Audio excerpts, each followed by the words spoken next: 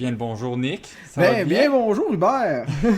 Ça va bien? Ça va très bien, et toi? Yes. Ben oui, ça va toujours très bien. Je suis en bonne compagnie. J'ai un de mes breuvages préférés à vie, point. Fait que je Penses-tu suis très content. qu'aujourd'hui on va avoir bien du plaisir avec non seulement ce breuvage, mais peut-être même aussi notre sujet du jour?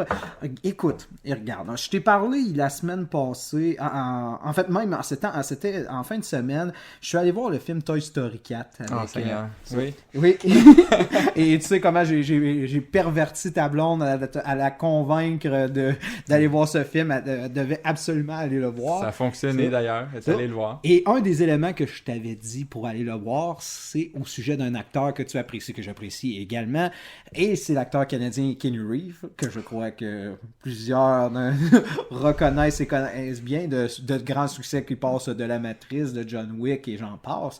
Mais on dirait que, je sais pas, depuis un mois, justement avec la sortie du dernier John Wick, on a eu le film Toy Story avec son personnage de Duke Kaboom. Et on a également sa sortie surprise durant le E3 pour le jeu Cyberpunk 2077, si je me trompe Cet pas homme bien. a coupé le souffle. C'est ça. Et en plus, avec le film sur Netflix qui roule en ce moment, Always Me, My Maybe. Oui. Ouais, Qui un caméo, fait en un guillemets. caméo, mais qui joue lui-même. En l'espace d'un mois, on va dire que ça a été le sujet le plus couru d'Internet. Oui, très fortement en plus. Très fortement, Oui. oui. Mais, ouais, Always Be My Maybe, j'ai vu quelques bouts, mais juste Oui. voir Keanu Reeves qui rentre avec la musique, puis le principe vraiment... Le charisme, Ouais, ça. Mais aussi, le c'est ça, sex appeal, la le- blague autour justement de comment il est populaire présentement, Mhm. c'est savoureux. Ah, C'est mais savoureux. toi, on s'entend, c'est merveilleux pour ceux qui nous écoutent, qui n'ont pas eu la chance. Pas forcément, je vous dis pas écoutez le film au complet, mais allez juste voir sur YouTube, tapez Keanu Reeves, ce moment, c'est magnifique, avec toute l'intensité du personnage Oui. qui arrive, il fait l'autre personnage qui est jaloux parce que la fille qui désire avoir une relation est en relation avec Keanu Reeves et il essaie comme de trouver des défauts à Keanu Reeves et à un moment donné Non. il dit il porte des lunettes, il a une mauvaise vision et lui il enlève Oui. ses lunettes et il dit non, Il y a il n'y a, rien. pas de verre, j'ai une parfaite vision. Et l'autre il dit j'ai fait des études, il dit moi j'ai lâché l'école pour poursuivre mes rêves. Oh, c'est mes rêves. Les deux filles, Ah. c'est comme, non, t'as perdu, gars, essaye pas. Tu veux pas compétitionner contre Keanu Reeves. Et là, c'est vraiment le phénomène de l'heure avec justement toutes les sorties qui sont vraiment...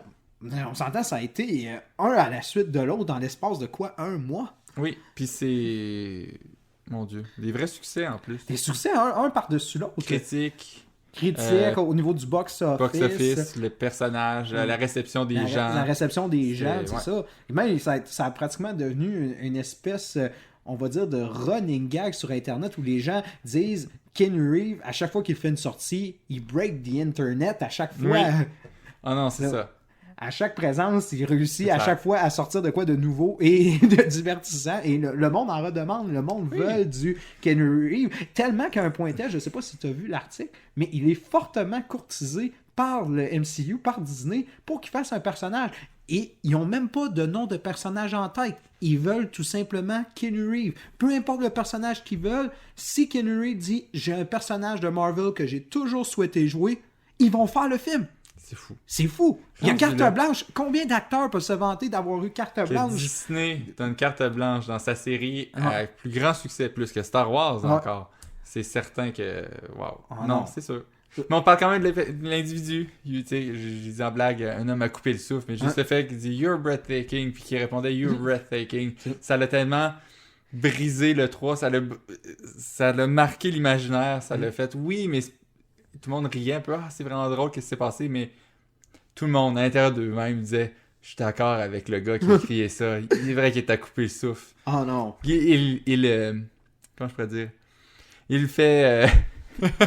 il rend certains hétérosexuels qui se questionnent sur leur homosexualité font finalement, peut-être que si c'est Keanu Reeves, là, j'accepte. J'accepte. Non, non. Ah, femme, homme, n'importe qui. Non, non, c'est sans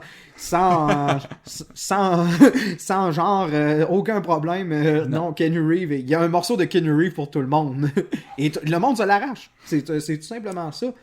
Et on dit, ça, on est un peu dans cette période, je dirais, des vedettes instantanées, tout ça, puis le 15 minutes de gloire que tout le monde recherche. Mais Keanu Reeves, on s'entend, ça s'est passé sur un mois et c'est un acteur qu'on s'entend, sa crédibilité remonte avant cela. C'est juste en ce moment, c'est comme un boom Keanu Reeves, puis on a l'impression qu'il y a quelque chose d'autre qui se prépare. On a comme toujours l'impression que Keanu Reeves va nous arriver avec quelque chose de nouveau. Et il y a d'autres acteurs aussi que c'est comme ça. On dirait que c'est un succès par-dessus un autre succès. Et on a juste hâte de voir, dès qu'un projet se termine, on dirait qu'on est déjà vide. On veut revoir justement ce personnage, cet acteur le plus vite possible. Dans n'importe quel projet, ça peut être ce que vous voulez. On veut plus de Keanu Reeves. Et c'est ça qu'on voit. On a vu ça dans différentes périodes avec différents acteurs. Exactement ça que je voulais dire. C'est avec ce que tu viens de me dire, je trouve qu'on retombe à ce qui se passait dans les années 80. T'allais pas voir le film de Villeneuve, t'allais pas voir le film de Cameron, t'allais voir le film d'Arnold Schwarzenegger, t'allais voir le film de Stallone, t'allais voir le film de l'acteur. Puis on est en train de revoir ça avec des personnes comme Keanu Reeves, t'es juste, je vais voir le film parce que Keanu Reeves est dedans. Oui, okay, revoir ce vétariat, parce qu'on en parlait justement, on pensait qu'il y avait pratiquement un essoufflement justement de ce védétariat, que les gros noms, est-ce qu'ils vendaient autant que justement la qualité du film? Maintenant, c'était rendu, est-ce qu'un seul nom suffit pour attirer des foules? Et c'est pour ça que quand on regardait justement des succès comme les MCU qui prenaient, désolé, mais des personnes qui étaient des nobody jusqu'à ce qu'on les... c'est ça, ou des acteurs, tu sais, on s'entend, Robert Downey Jr. avait eu une grosse carrière, mais il était dans le déclin. Beaucoup de monde savait, mais je peux vous dire, il y avait beaucoup de gens... C'est ça, des has-been ou des personnes qui sont même pas dans leur début de leurs premières armes, ils sont vraiment dans leurs premières armes, mais ils en font des vedettes. Fait qu'on voyait les films engranger des milliards de dollars avec des personnes proprement dit pratiquement inconnues. Oui, tout à fait. Et on se disait, est-ce que finalement c'est tant important que ça d'avoir des gros noms, d'avoir des vedettes? Est-ce que c'était tant pertinent? On se le demandait. Oui. Et là, on y a comme un retour de balancier, toujours un retour de balancier. Oui. Ce védétariat s'était perdu et là, de plus en plus, on dirait qu'il veut revenir avec des acteurs justement comme Keanu Reeves, mais il y en a d'autres. Il y en a d'autres, effectivement.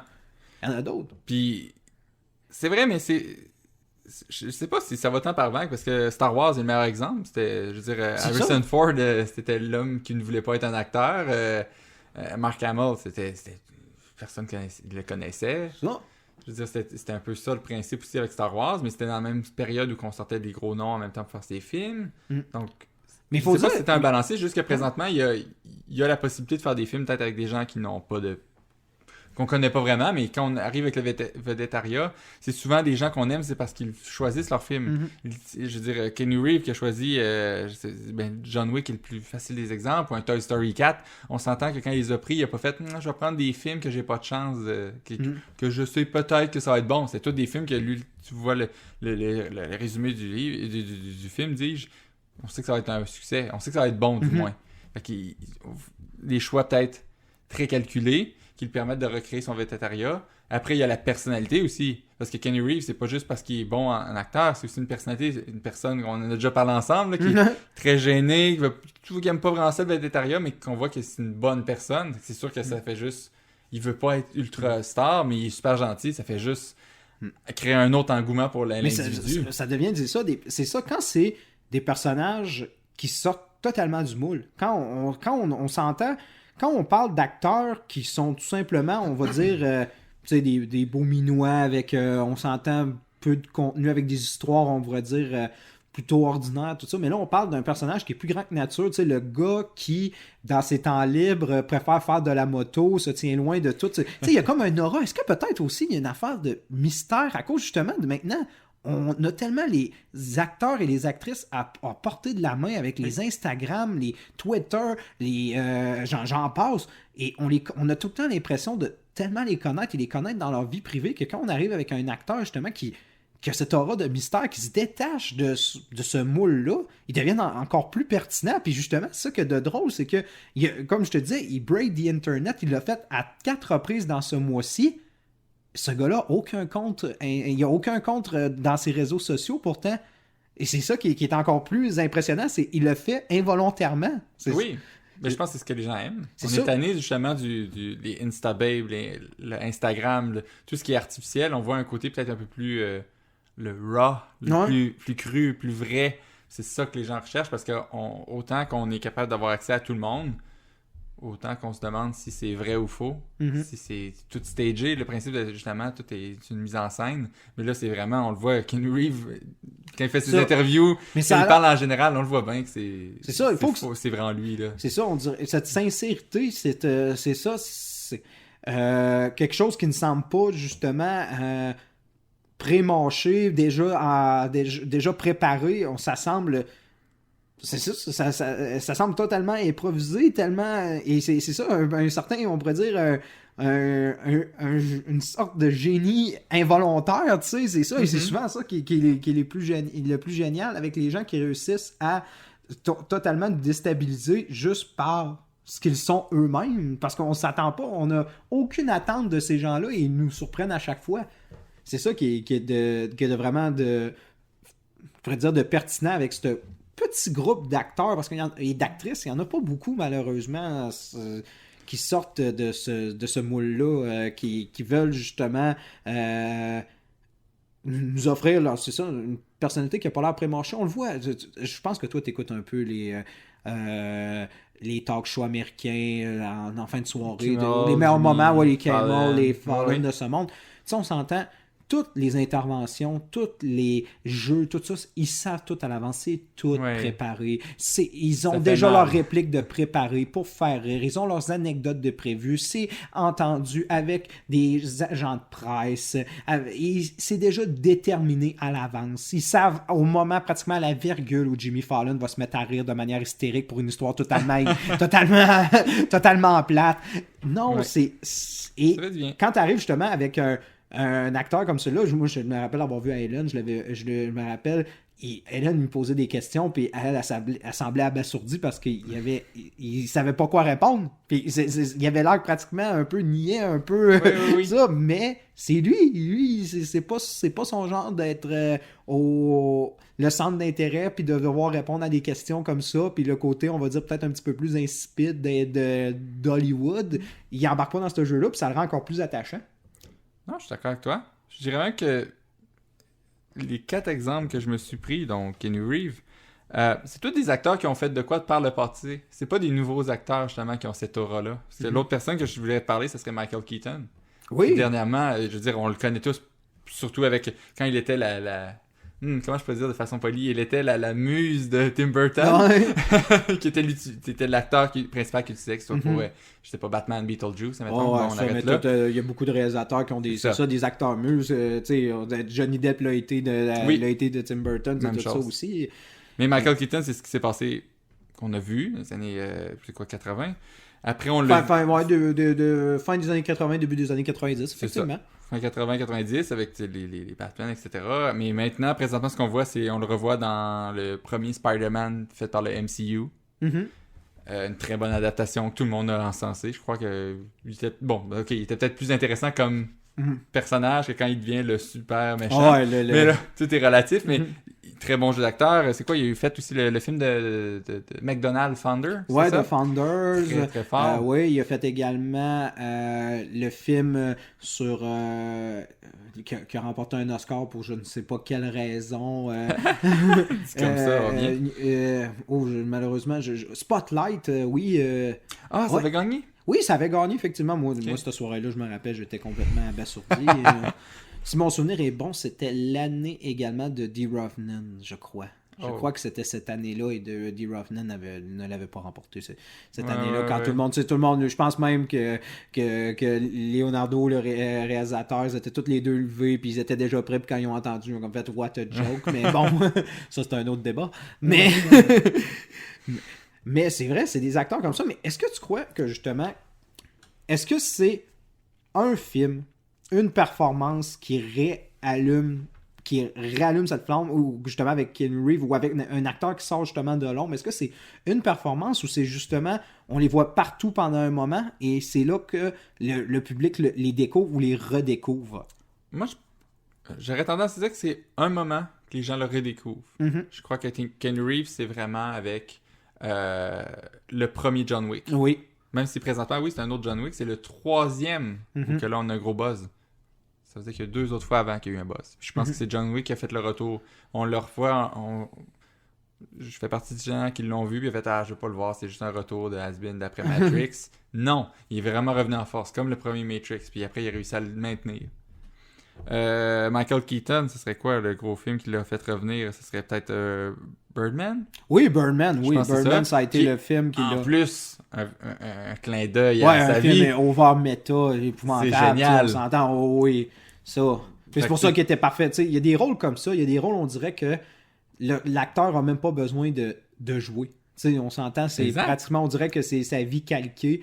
Puis c'est souvent là que ça offre des performances, on s'entend, hallucinantes. Birdman en est probablement un des films justement les plus impressionnants pour ça, que de trouver, tu sais, un acteur, on dirait que ça a été complètement moulé. On pouvait pas avoir meilleur acteur pour jouer le Birdman, justement. Et c'est ça, ensuite ça a été, on pourrait dire, ça fait quasiment un effet boule de neige, on va se le dire. Ça prend ça prend la petite poussée, là. Comme le Joker, comme il disait, la folie, c'est comme la gravité, ça ne prend qu'une petite poussée. Je pense que c'est On peut voir ça de même. Ouais, c'est ça, une petite poussée et voilà. Une autre personne, encore une fois, qu'on a vu par le passé, mais qui est devenu intéressant, c'est Ryan Reynolds. Puis je pense que c'est encore plus vrai avec lui parce que je suis pas tant convaincu qu'il y a tant des bons films avant. Là, je sais pas avec quel qu'on pourrait commencer à dire que c'est vraiment devenu un retour en force. Ça, c'est un acteur. Ça serait-tu avec R.I.P.D.? C'est niaiseux à dire, mais même si je l'ai pas tant aimé, ça a quand même fait « Oh, Criff, il est revenu ». Puis après, tu as eu le film Netflix, c'est quoi, The Voices? Ouais, The genre, Voices, qui est un film par ouais. l'amour de Dieu. Allez écouter ce film-là. Lisez rien sur ce film-là, apprenez rien. Faites juste regarder, écoutez-le et embarquez dans cet univers excellent. Sinon, après ça, ce serait quoi? Tu sais, lui, il est arrivé avec ça. C'est sûr, qu'est-ce on qu'il a s'entend. fait Selfless. C'est Deadpool qui est c'est le gros. Deadpool, on s'entend. Le retour parfait. C'est ça, mais c'est souvent des périodes, justement, pour des acteurs. Là, on s'entend, on parle de Ryan Reynolds, qui était pogné dans des comédies romantiques insipides avec Sandra Bullock et des films. Je sais qu'il s'est également essayé au drame et ça a été épouvantable. Les Buried de ce monde, etc., qui ont été des films... Green Lantern, un des plus grands drames du cinéma, mais pas parce que c'est le genre du drame, mais... Non, c'est ça. Et ça a été, c'est ça, on dirait un groundbreaking role, tu sais, le rôle qui te fait, justement, du jour au lendemain, fait que tout le monde t'arrache, ils veulent de toi de plus en plus, puis je pense des acteurs comme justement Ryan Reynolds, et ça a un autre rôle qu'on dirait que ça a été moulé pour lui. Est-ce que tu verras est-ce que demain matin il y a quelqu'un d'autre qu'on verrait faire Deadpool? Non. Est-ce que même, c'est ça, on se dit, est-ce qu'il y aurait un acteur qui aurait pu le faire? Mettons avec du recul. Non. C'est plus... Non, ça a marqué très, très fort, oui. Tellement qu'il devient associé à ce rôle-là, et une fois que c'est ça, une fois que... On dirait que ça vient comme cogner à la porte, justement, des producteurs et du monde, et ça fait dire, écoutez, je suis encore en vie, je suis là, et je veux, appelez-moi, et...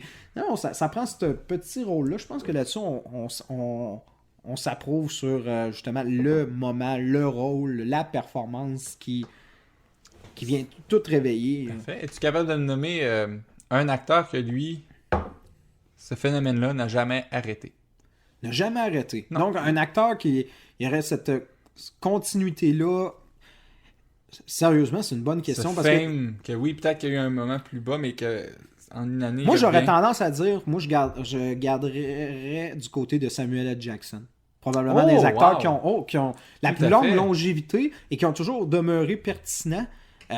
Et qui ont évolué avec leur âge. Je pense que c'est aussi ça. Je pense qu'il y a des fois des acteurs que peut-être, on s'entend, c'est ça. Il y en a que c'est des belles figures, des beaux monsieur qui marchent pour un certain type de rôle. Et une fois, quand ils vieillissent, ça pâlit, ils sont pas capables d'évoluer avec leur rôle, alors que Samuel L. Jackson, faut dire Samuel L. Jackson, il a été béni des dieux parce qu'on s'entend, il a l'air beaucoup plus jeune, il a toujours fait ça, il a très bien vieilli, on s'entend, pour un homme qui est rendu à 70 ans, si mon souvenir est bon, qui a l'air d'en avoir une cinquantaine, même pas.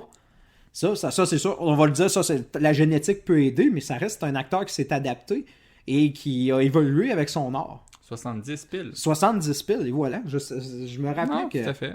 C'est ça. Donc, peut-être qu'il y a un côté génétique, c'est ça qui aide, mais ça reste que c'est un acteur qui a évolué avec son art, qui s'est adapté, et que quand il y avait une demande pour certains films, il a même réussi, juste par son charisme, à rendre certains films pertinents alors que c'était des total navets. Ça me fait penser à Snake in a Plane. Voilà, des films comme ça, que juste sa présence oui. réussit à rendre le film intéressant. Les Black Snake Moan de ce monde. Des quotes parfaites dans un film minable. C'est ça.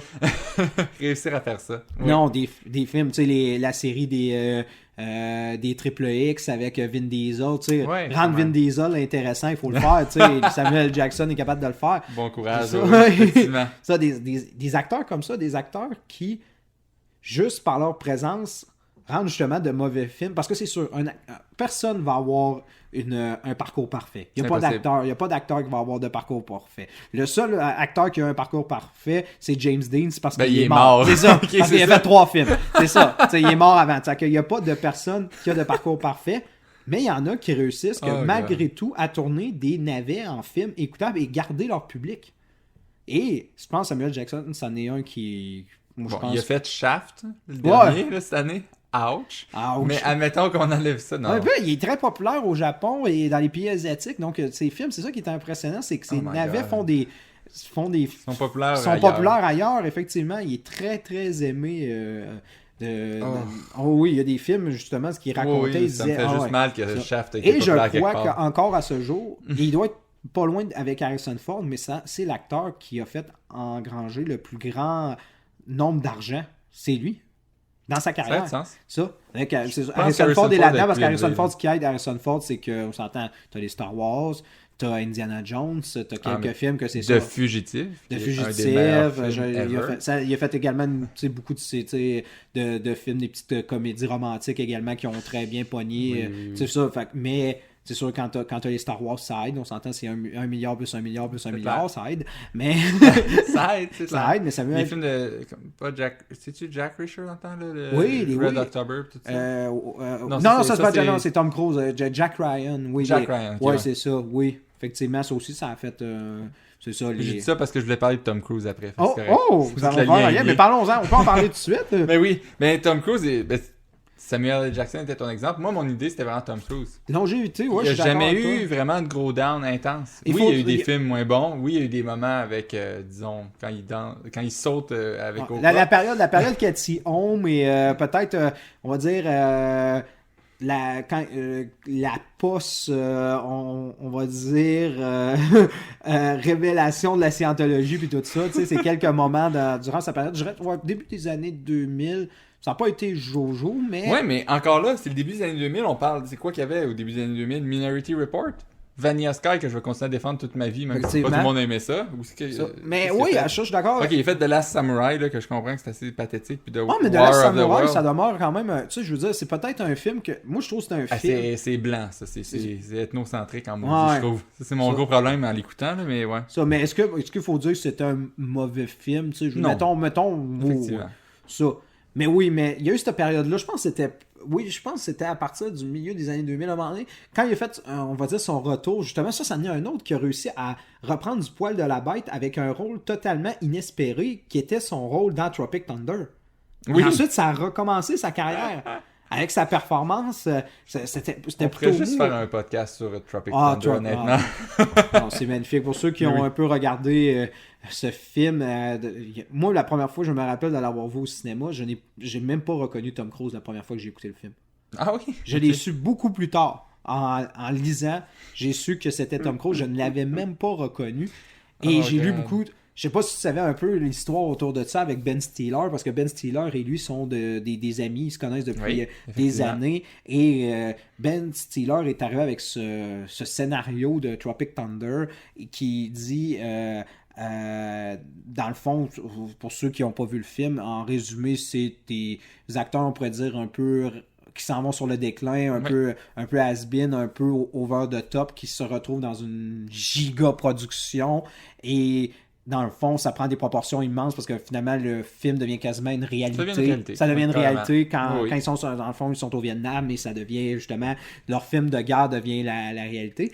Et Ben Stiller, quand il a écrit ce film-là, il voulait garder justement un personnage qui allait un peu mettre de la pression pour justifier justement l'impossible. Parce qu'on s'entend, c'est un peu farfelu l'idée de dire des acteurs qui pensent qu'ils tournent un vrai film alors que là, il y a du monde qui se font tuer à côté d'eux. Le gars prend la tête du gars, il lèche la tête en pensant que c'était des effets. Puis tout ça. Fait qu'il fallait mettre une genre de pression pour justifier tout ce qui sortait du sens. Fait qu'il a créé ce personnage de producteur qui mettait tout le temps de la pression sur, sur les personnages du film. Et c'était un personnage que Tom Cruise a totalement adoré. Sauf quand il est arrivé devant Ben Stiller, il a dit « Écoute, je veux jouer ce rôle-là, mais je veux avoir de gigantesques mains et je veux danser. » Oui. Ben Stiller, quoi? Oui, Ben Stiller trouvait ça plutôt absurde, mais une fois que les tests ont été faits avec les prosthétiques pour les mains et que Tom Cruise s'est mis à danser et à montrer un peu ce qu'il voulait faire avec le personnage, c'est totalement approprié le personnage et Ben Stiller a dit « Vas-y » et c'est ça, on a comme retrouvé le petit côté sucré de Tom Cruise et ensuite ça a été, on s'entend, il est devenu producteur pour les Missions Impossibles et là sa carrière a repris en remontant en flèche. Mais oui, il y a une petite période creuse, mais pas tant longue. Mais ça n'a pas été si long. Non, effectivement. Comparé à d'autres, mais c'est quoi long à Hollywood? C'est-tu 1 an? C'est-tu 10 ans? C'est ça qui est dur à dire. Hein? 1 an, je pense pas que c'est long parce qu'il y a beaucoup de gens qui vont juste arrêter point, que ce soit famille ou bien c'est pour leurs affaires à eux, leur dette de drogue, ça peut être long. Whatever. Ouais. Mais ça peut après, être... ils peuvent revenir. Mais 1 an, ça peut être long quand tu as une hypothèque sur une maison de 10 millions. Oui, mais ça va être dans leur vie privée. Moi, je parle plus dans la conscience du public. Ouais. Je veux dire, une personne comme... ça a pris beaucoup de temps. Mais c'est vraiment, mettons, Downey Jr. Oui, Downey Jr. Son down était très long. C'est ça, mais lui, il a fait de la prison en même temps, puis tout ça. Kiefer Sutherland. Oui. Ça s'est arrêté complètement, il est revenu en... tabarouette de force. C'est ça pour moi un vrai drop, un vrai moment où il était on pourrait dire que c'est ça. Quand ça s'étend sur pratiquement une décennie, on peut partir. Je pense que c'est une décennie. Ça, Tom Cruise n'a pas vécu ça. Non, Tom Cruise, ça a été une question d'1 an, 2 ans, et c'était derrière lui. Mais on s'entend, c'était pas... le scandale autour de lui, c'était sa religion, c'est tout. Je veux dire... Puis, c'est justement une affaire où oui, sa religion était son scandale, mais il en parlait pas trop. Non. Je pense que même avec les acteurs qui travaillent, souvent ils parlent justement de ça, ils disent bon, genre, ils m'en parlent pas. Non, c'est une affaire qui est spéciale. Je pense que c'est quand ça a sorti. C'est ça. Que des fois c'est un peu maladroit. Non, mais très maladroit. Ça, puis en plus, je peux dire, Tom Cruise n'a pas jamais fait la promotion dans son art alors que John Travolta l'a fait avec Battlefield Earth. C'était totalement. C'était de la propagande totalement. Ça, je pense que au moins, lui, il a réussi à dissocier le personnel, puis c'est ça qui est intéressant. Puis pour faire un autre lien avec Keanu Reeves, il a complètement détaché son personnel de, justement, l'acteur Keanu Reeves. C'est ça qui est... Tom Cruise, quand il fait... c'est quoi, Kimmel? Non, pas Kimmel. Lui qui fait un saut en parachute. James Gordon, oui. Gordon, qui est super drôle. Tu vois qu'il prend pas au sérieux, il s'amuse, fait des jokes. Il joue dans le scénario du talk show, même si... Clairement, c'est pas un bon scénario. Il fait comme, non, c'est ça. Il fait Arnold Schwarzenegger de lui-même. Il fait comme, regarde, c'est beau. Stupide, mais les gens veulent voir ça, c'est ça, tu sais. Quand t'as nommé James Gordon, c'est l'exemple, c'est son Tom Cruise, qui était en fait une croisière thématique sur Tom Cruise et tous ses films. Combien d'acteurs auraient marché de reculons et auraient dit non, tu ne me feras pas embarquer dans des imbécilités comme ça.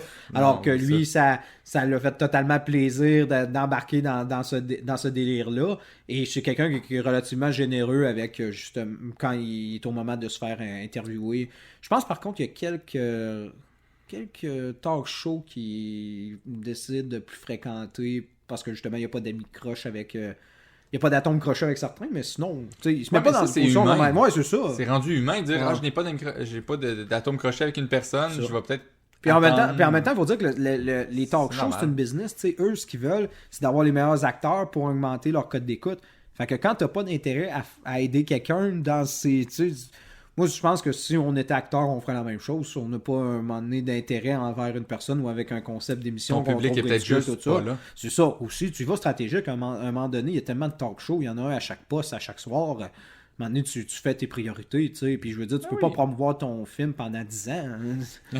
Tu sais, à un moment Non, donné, c'est ça. Ah non, un film, ça a une espérance de vie de pratiquement un mois. Puis... Oui, puis tu sais, t'as les ABC de ce monde que Disney va naturellement privilégier, puis va essayer d'envoyer son MCU toujours là. Ils vont faire d'autres apparitions. De toute façon, c'est mais signé, ça reste, c'est ça. à eux, puis ça fait partie exactement. C'est fait ça, partie tu peux du pas aller, contrat. c'est ça. Tu peux pas aller, tu peux. Tu vas à ABC en premier. C'est ça, tu vas aller à Jimmy Fait Kimmel. Kimmel, c'est ça, tu vas à Kimmel, c'est C'est autre garanti, tu sais, c'est pour ça qu'on les voit pas ailleurs. Non. Mais des fois, ils vont quand même accepter certains acteurs qui font d'autres films, en fait. Ouais, mais c'est ça, puis ils vont parler... Chris Hemsworth est ouais. le meilleur exemple, parce que des fois, il va quand même aller à un autre show, même si c'est Mais pas souvent, un c'est quand MCU. ils ont deux films en simultané, souvent ça arrive parce que les films justement du MCU sont tellement tournés sur des longues périodes que souvent ouais. les Un acteurs gros ont, nombre. c'est ça, les acteurs ont le temps de sortir d'autres films avant que qu'un se présente, puis non, effectivement. À un moment donné, il faut qu'il s'écoute à lui.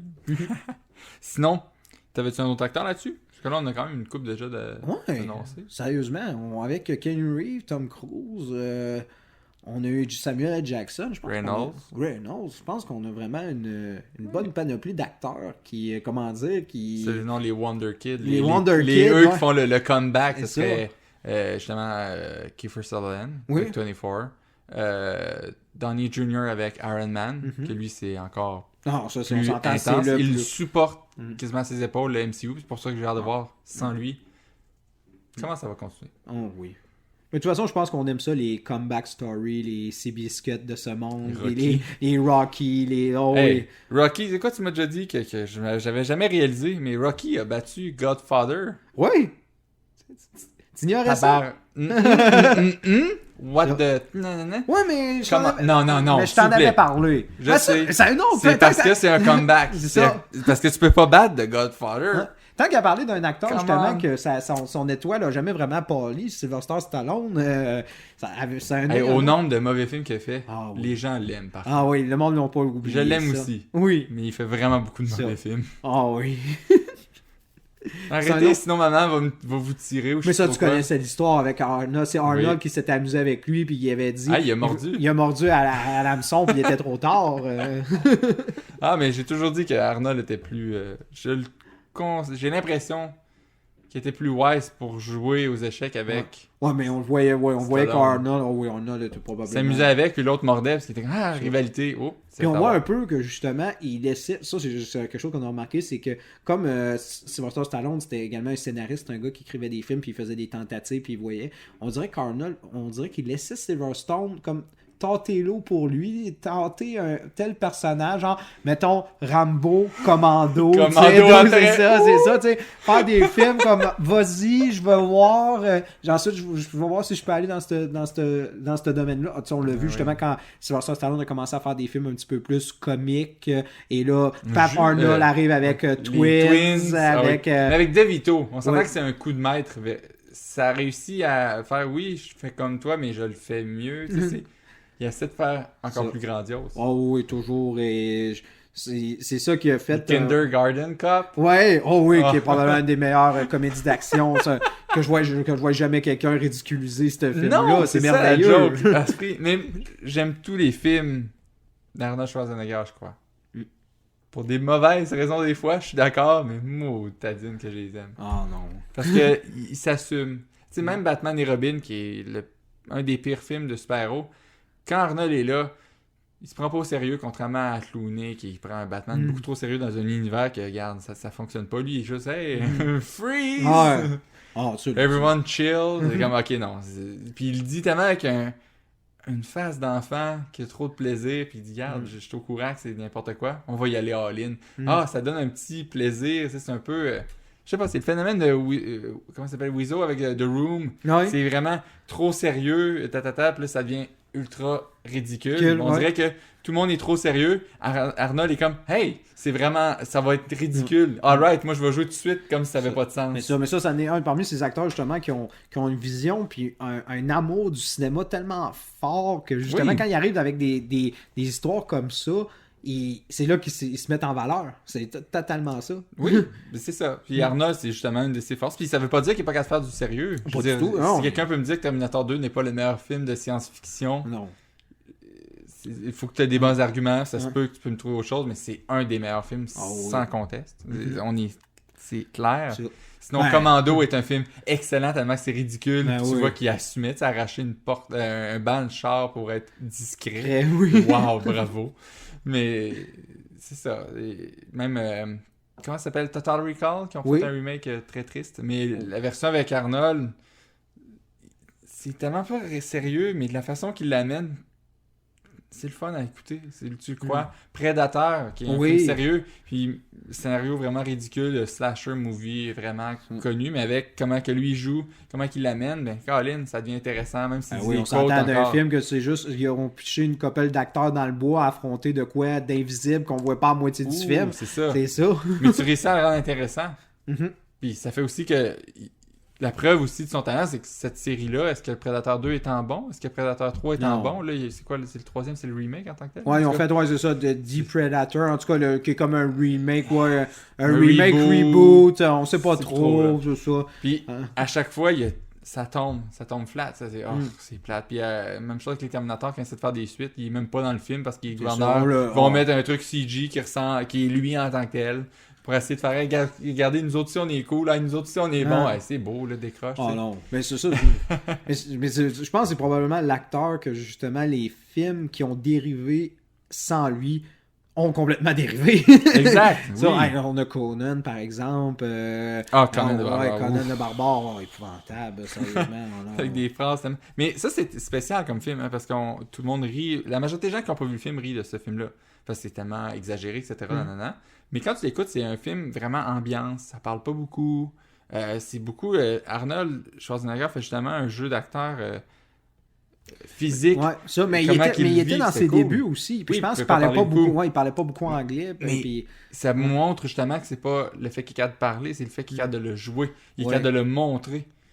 C'est ça qui était le fun. Puis Conan est intéressant justement parce que c'est un film d'ambiance. Puis même si c'est le caricature, puis là, il dit je veux pas écouter ça, c'est pas mon genre de film. Ouais, mais c'est plus un film d'ambiance. C'est pas un film d'action violent pour être violent. C'est vraiment intéressant. Puis il y a Earl Jones dedans en plus, fait qu'il fait un très bon méchant. Puis ça fait. Non, c'est très intéressant pour ça.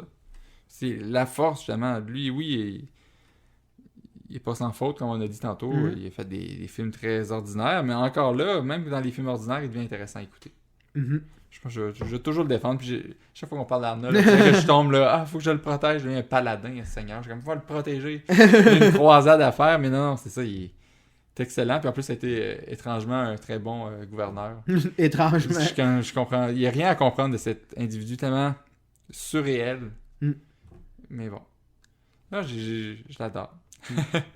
Sur toute cette discussion de fou, qu'est-ce que tu as à dire de mon whisky potentiellement préféré? Tu veux qu'on remarque là-dedans? Moi, comme ça. J'ai peur de mal le prononcer. Comment on prononce? Ben c'est clair que c'est pas moi qui vais t'aider là-dedans, mais je pense que c'est Glenn Glasso. Glenn Glasso, oui. C'est clair que là, les Écossais doivent être en train de s'arracher les cheveux quand je le dis. Probablement. Glenn Glasso, je veux dire, je le prononce comme ça se prononce, comme ça s'écrit plutôt.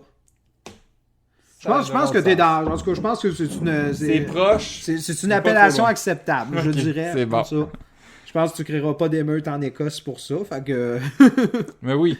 Moi, je suis un gros tripeux de Canada Dry. Là, ça fait vraiment boiteux comme comparaison, mais quand tu le renifles, tu trouves pas que ça sent un peu le gingembre? J'ai aucune idée si c'est supposé sentir le gingembre, mais c'est la raison pour que j'ai fait « c'est hot », outre le fait que la bouteille coûte plus cher, j'ai juste fait « c'est cool, ça peut être intéressant ». Mais quelque chose que j'aimerais que justement qu'on n'a pas encore effleuré quand on parle de whisky, mais les gens souvent qui commencent avec du whisky puis qui réussissent à noter certaines saveurs, ils vont dire est-ce qu'ils ont à incorporer à même le whisky ce produit. Comme tu dis, le gingembre, ils disent, ils ont rajouté du gingembre? Est-ce qu'ils ont rajouté de la vanille? Est-ce qu'ils ont rajouté de la caféine dans le whisky? Ce qu'il faut comprendre, c'est que le produit, quand il est maturé et que le sucre, justement, du produit fermente tout ça, il va aller chercher des saveurs et également des goûts qui s'approchent. Donc, on fait des comparaisons. Oui. Non, c'est ça. effectivement. Donc, le monde, c'est ça. Raison. Et ça, c'est quelque chose que le monde, des fois, il réalise pas. Alors que dans les bières, c'est très commun de justement dire, OK, cette bière est plus florale, on va vraiment incorporer au mélange, alors que c'est pas le cas pour le whisky. Hey, oui, c'est quelque chose que je me fais souvent demander pour des gens, puis je me suis dit, ce serait le fun de l'effleurer.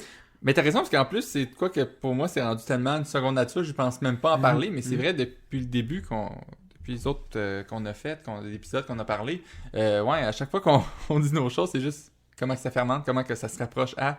C'est qu'on essaie de mettre des mots sur ce qu'on goûte, mais ça veut pas dire que c'est ça qu'il y a à l'intérieur. Et en fait, 90% du temps, c'est pas ça, c'est juste parce que c'est de la façon qu'il fermente. Oui. Les seules fois où on peut avoir vraiment des goûts qui sont reliés à quelque chose qui a été rajouté, c'est souvent plus le casque, le baril qui a été utilisé. Parce que si c'est un baril, je sais pas trop moi, de vin de Bordeaux, oui, c'est vrai que tu vas avoir des goûts de raisin qui sont des français, nuances, etc. c'est ça, parce que ce qui avait vieilli à l'intérieur était composé de raisin, et donc il va venir s'incorporer en même le mélange, voilà. Comme le bois, justement, va aller chercher, quand on va aller chercher de quoi d'un peu plus peut-être résineux, d'un peu plus, justement, aller chercher sur même l'essence de l'arbre, pratiquement. Donc, des fois, on a l'impression qu'on est dans la forêt quand on s'en souvient. Oui, mais l'exemple qu'on peut faire, tu me corriges-moi si j'ai tort, mais le Bourbon, c'est pas juste la région. Oui, il faut que ça soit fait aux États-Unis, mais l'idée, c'était pourquoi ça avait commencé, c'est qu'ils voulaient que les Américains utilisent des barils faits nœuds aux États-Unis pour, en fait, aider la production aux États-Unis. Donc, trouver des travailleurs, etc. Puis c'est ce qui fait que maintenant, il faut toujours ça des nouveaux barils. Mais grâce à ça, ce que tu fais, c'est le bois que tu vas utiliser va faire une différence dans le goût aussi. C'est pour ça que maintenant, c'est protégé. Comme on peut pas faire un bourbon canadien ou un bourbon écossais. On peut dire que c'est dans le style du bourbon. Bon, oui. Mais c'est ça. C'est pas pareil. Puis c'est justement un procédé qui a été fait pour un côté mercantile, mais que finalement, ça a fait... Comme pour les amateurs de vin dans le champagne, ça veut pas dire que c'est un vin pétillant, que c'est un champagne. Non, c'est ça. On retrouve ça également dans... Ça veut pas dire que c'est un style bourbon, que c'est un bourbon. Ce n'est pas parce que c'est un style scotch que c'est un scotch. Oui. Ça. Et là, on parle vraiment d'un vrai scotch. On s'entend? Là, on parle d'un vrai scotch. Là, on parle d'un vrai scotch, pas d'appellation fautive. On parle d'un vrai Jamais, scotch. Non. De toute façon, souvent, c'est peut-être un peu boiteux de dire ça, mais quand vous avez le Glen en tant que tel, c'est souvent... Oh! Peux-tu te rallumer là? Ouais. Les problèmes techniques.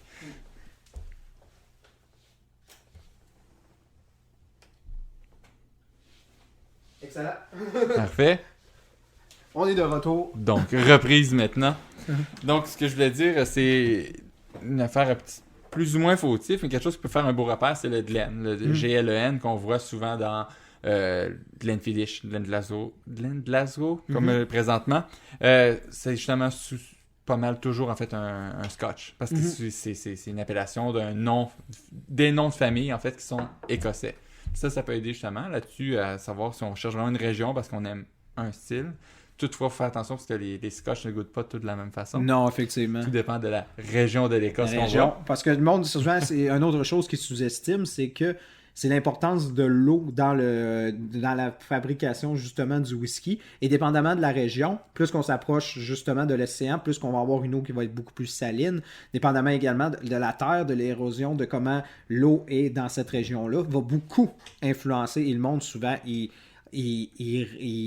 ne réalise pas ça au moment d'acheter un scotch. J'ai vérifié pour être sûr de ne pas me tromper. Es-tu capable de me dire dans quelle région ça vient, celle-là?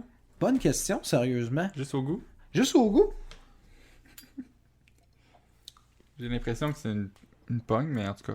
Moi, j'aurais tendance à dire, comme il est quand même relativement, tu sais, on s'entend sucré quand même, pas beaucoup. Regarde pas ton cellulaire. Ne regarde pas ton nom. Je pense que ça le dit pas, là, mais quand même. Ça. Qu'est-ce que tu dirais? Moi, j'aurais tendance à dire, j'aurais tendance à dire que c'est pas près de l'océan, moi, personnellement. J'aurais tendance plus à dire dans les terres de l'Écosse. Est-ce que je me trompe? Les Highlands, Ah, mon cher, ah bravo, t'es fort. Oui, Ouais. exactement, parce que c'est pas ultra salin. Il y a quand même le petit goût, mais c'est pas, on goûte pas la mer dedans. Bon, ben, je suis ça qui est content que différent. je suis Mais content Christy, c'est excellent. Je suis fier de toi. Ah, man. non. Je suis fier de toi, Nick. Ça. Mais il faut dire un indice qui peut vraiment vous aider. Si vous trouvez que c'est salin, si vous trouvez que c'est tourbé, c'est absolument un bon signe que on est proche de l'océan. Tout Ouais, ça. ça peut être les. On va avoir une impression. Vous allez voir. Pour ceux qui vont commencer à développer le goût, vous allez vous en rendre compte. Quand vous avez cette impression-là saline, pratiquement, je peux vous dire, c'est comme une impression quasiment poissonneuse. Vous allez vous en rendre compte que c'est un whisky qui est beaucoup proche des terres. Qui est beaucoup proche de l'eau. Non, c'est ça, des Ouais, l'eau. beaucoup plus de l'eau, On effectivement. fait les fruits de mer en tant que tel. On Ça. voit le goût marin. Ouais. Ça. Dans ce Qu'est-ce que tu cas-là, détectes dans celui-là, toi? Qu'est-ce qui fait qui vraiment qui t'intéresse plus qu'un autre? Parce que c'est quand même un de tes produits favoris dans ta collection, si Oui. je me trompe pas. coûte malheureusement cher, mais oui. Oh, Non, ça, on cher, n'en parle tout est pas de ça. relatif. Non, Ok. ne coupe pas l'érection. Je ne coupe pas l'érection. Ok, je suis désolé Ça. là-dessus. Moi, ce que j'aime dessus, peut-être parce que je suis un natif de Lévis, la grande région de Lévis. La grande région de Lévis. C'est ça. Moi, plus de l'ouest, on s'entend, mais c'est Saint-Nicolas avec les vergers, etc. Je trouve qu'il y a un petit goût de pomme là-dedans. C'est vrai? Mais au goût, pas le goût second, le fini, là, vraiment, quand on le prend sur le coup.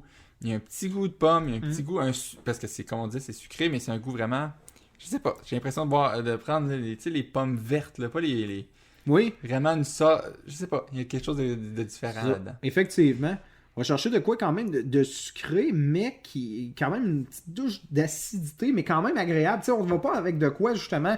On s'entend, on n'a pas l'impression que c'est forcément un whisky qui ça, c'est certains défauts. C'est quand on a un whisky qui tourne pratiquement vers le rhum, quand genre ça devient hyper sucré, tout ça. Non! C'est sucré, mais c'est pas un sucré qui est... C'est ça. Comme tu as dit, une pomme, c'est un très bel exemple. C'est un sucre qu'on n'a pas l'impression, c'est ça. C'est tempéré, c'est ça. C'est pas un sucre qu'on a l'impression qu'on va se taper du diabète de type 2 à chaque gorgée. Juste avec la couleur, de toute façon, qui est super pâle, mais je pense que des fois, c'est souvent un petit indice qui est fautif. Il faut faire attention, ça veut pas oui, tout il faut dire. faire attention. Mais dans ce cas-là, c'est juste de base, il est pâle, on le boit. Ah, ok, c'est super doux-ish. Il y a un petit goût quand même franc. Il est complexe parce qu'il y a un peu de goût de... Je sais pas trop qu'est-ce qu'on pourrait dire là-dedans, mais... Moi, je détecte personnellement de la vanille un peu. Vanille, mais c'est ça, mais un peu, je trouve que c'est ça, mais ça va lui donner une impression un petit peu plus veloutée, un petit peu plus crémeux que d'autres, ça. Et c'est souvent, moi, c'est souvent ceux qui sont à vanille, c'est ça, ceux qui souvent qui ont de la vanille comme goût, vont souvent avoir cet aspect-là. Qu'on retrouve, mais c'est ça, pomme, vanille. Je sais pas si ce serait tant ben oui, je comprends ce que tu disais par vanille, mais j'ai plus l'impression que c'est le goût frais de la vanille. Tu sais, quand on prend de la vanille, mais c'est pas nécessairement le goût de la vanille, c'est le fait que ça devient frais. Oui, Ça effectivement. donne un petit coup à la fin. Mais ouais, non, je te comprends. Sinon, là-dessus, je pense que c'est pas mal pour tout ce qui est les scotch. Il y a un petit goût cerisier après. Là. Oui, effectivement. Ish, là. C'est ça, on va mais dans les produits qui prononcé. sont un peu plus complexes, ensuite, on va aller chercher de quoi? De peut-être une finition un peu plus boisée. Un petit peu plus boisée, mais pas trop. non, pas Ce qui est trop, plus non. plus les petits fruits. Ouais, là, c'est ça. En dehors de la pomme, qui est plus. Le sucre de la pomme avec le goût la fin de fruits des champs. Ou je sais pas Ouais, trop c'est comment ça. dire De quoi comme d'un un peu bon plus, c'est ça, Canadien, qui retourne c'est un peu plus à la terre comme telle, mais Ouais. c'est ça. Mais c'est pas un coup de poing au visage, on s'entend. Non, c'est très doux. Ça, c'est une autre affaire qu'on n'a pas dit. Effectivement, c'est un que je considère très doux. Non, faut faire attention. Le sens doux, ce que je veux dire, c'est que ça reste pas en gorge, ça brûle pas. Non. C'est vraiment un petit velours, exactement comme tu as dit. On a un petit velours, ça rentre là. Ça, l'aspect crémeux, justement, Ouais. que c'est ça qui va donner un aspect un Complexe. peu plus velouté et qui va être beaucoup plus agréable et qui va pas avoir cette impression, on va dire, quasiment sulfurique que certains peuvent avoir, non. Non. Puis c'est ça fait toujours péter de brou un peu, mais c'est un qui a avantage à mettre dans sa bouche. Il pas le boire tout de suite, juste comme gosser un peu en avant. Le laisser travailler, ouais. Après, on le l'avale, puis là, soudainement, le fini, justement, tu sais, la menthe, là, peppermint, c'est ça, de la menthe un peu, puis tout ce côté-là des petits fruits des champs, il reste plus longtemps après en bouche. Puis c'est ça qui est le fun. On n'est pas obligé de prendre une gorgée à chaque seconde parce que ça reste longtemps en bouche sans brûler la gorge. Effectivement. Et le côté, là, après la lune de miel, l'hypothèque. Ah, l'hypothèque! Ça, je vais aller chercher, je pense que je l'ai pris en mémoire. Si mon souvenir est bon, quand tu m'en avais parlé, je pense que ça doit être un produit d'autour de 120$. Ça, là, C'est un peu plus haut. là, Il me semble que c'est écoutez, plus là, haut. si on dépasse la barrière psychologique du 100$, on est d'accord. Mais pour le 20$, on s'entend. Pour avoir déjà pris des produits à 180, 200$, il y a des produits qui accotent pas ça. C'est comparable facilement. C'est ça, oui. c'est ça. C'est un à 126 et 25 présentement. 126. Ouais, je Excellent. pense que c'est pas mal ça, la dernière fois. Mais c'est un de ceux que on va avoir de quoi de spécial à déguster. On va avoir de quoi que une complexité, il y a quelque chose de très franc. On juste avec un petit verre, même pas avec une demi-once. C'est sûr que moi je prends jamais une Non, on demi-once. prend jamais une Mais demi-once. mettons qu'on veut prendre, on commence, on veut juste avoir un petit goût tranquillement, pas vite. À chaque fois d'avoir pris après une semaine, j'en prends un très très bon. On va avec le Glasgow, comment ça s'appelle, c'est un Portwood Finish. Single Malt Portwood, ouais, Portwood Finish, hey Seigneur, hein, j'ai des trous de mémoire. Avec lui, c'est ça qui est le fun avec parce que on a vraiment, pour le prix qu'on paye, qui est plus élevé que la moyenne, du moins ce que j'achète habituellement, qu'on parle dans le commun du mortel. Mais on aime ça, parler de la base psychologique du 100$. C'est ça. On bat la barre psychologique, mais je pense que quand on achète une bouteille du genre, moi, c'est sans doute lui que je défends le plus. Parce que c'est pas la seule nécessairement que j'ai en haut de 100, mais c'est elle où que je me dis que si j'achète ça, je suis sûr que n'importe qui va aimer ça. On va l'amener à des niveaux différents. Une personne comme toi et moi qui en boit plus souvent vont plus l'apprécier, mais même une personne qui commence va voir la différence. Puis c'est ça qui prouve aussi que oui, il coûte plus cher, mais même un initié va voir une différence. Est-ce qu'il va voir une très grosse différence? Est-ce que ça vaut la peine d'acheter tout de suite une 126 puis quand même, tiens, toi, je te le donne à tous mes amis, il y en a deux, à moins d'être très généreux, c'est ça? Oui, très généreux. Oh, gars, je veux pas juger personne, mais c'est une bouteille vraiment spéciale qu'on veut continuer à approfondir ses goûts parce qu'il est très complexe, qu'on veut apprendre par soi-même. Je pense que c'est une qui est parfaite pour ça. Puis après, à long terme, quand on est rendu très bon, quand on est rendu plutôt c'est vraiment un pétage de bretelles intense. Mais non, quand on est rendu une personne qui en prend souvent ou régulièrement puis qui aime ça, mais même si on achète lui après, ben on l'aime encore plus parce que c'est vraiment un produit de qualité. C'est un que je vais toujours défendre présentement parce que malgré le fait que ça fait pas une éternité, je suis pas si vieux que ça, on s'entend. C'est pas une éternité que je bois, mais c'est un que à chaque fois que je le prends, il est toujours aussi bon, sinon il était meilleur que la dernière fois que je l'ai pris parce que j'ai habitué mon palais. Puis je pourrais jamais le défendre. Je pourrais jamais le défendre assez. Puis juste avec sa couleur tellement pâle, alors que moi je suis une personne qui aime le fumer, le boiser. J'aime que ça goûte un cigare un peu. Si tu le sais, tu sais bien qu'est-ce que j'aime, mais ça vaut la peine. C'est impressionnant. Alors, ajouter peut-être pour quelqu'un qui, justement, il a une certaine expérience, mais qui voudrait tout de suite aller dans les lignes majeures, mais qui, on s'entend, il ne sera pas dépaysé, puis il va pouvoir avoir de quoi que, justement, il va pouvoir conserver, puis apprécier plus qu'il va en boire, puis plus qu'il va... C'est le genre de bouteille qu'on peut conserver quand, justement, on a développé le goût, qu'on a envie d'avoir une bouteille prête pour, justement, ces occasions spéciales ou moins spéciales, mais qui vont être, comment dire, une bouteille qui va progresser avec justement la personne qui développe le goût. C'est ça. Il va l'apprécier justement pour quelqu'un qui est plus néophyte et qui va commencer justement à découvrir plus de subtilité, de complexité, plus que l'expérience va rentrer. Oui, un compagnon d'expérience. Un compagnon d'expérience, c'est ça, qu'on garde et qui est prêt pour nous et toujours au rendez-vous. On a juste à l'avoir à portée de la main. Exact. Non, c'est... Toujours prendre le temps de le respirer. Moi, je fais... Oui. Celui-là, en fait. Là. Un petit plaisir coupable.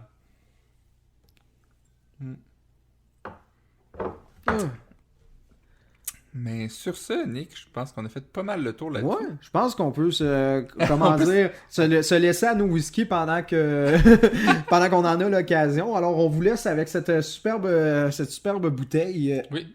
Donc, on le répète, Glen Glasso, que j'ai encore mal prononcé sans doute. Ça. Portwood Finish, c'est ça? Oui. Pas mal sûr. Une bouteille à avoir. Exactement.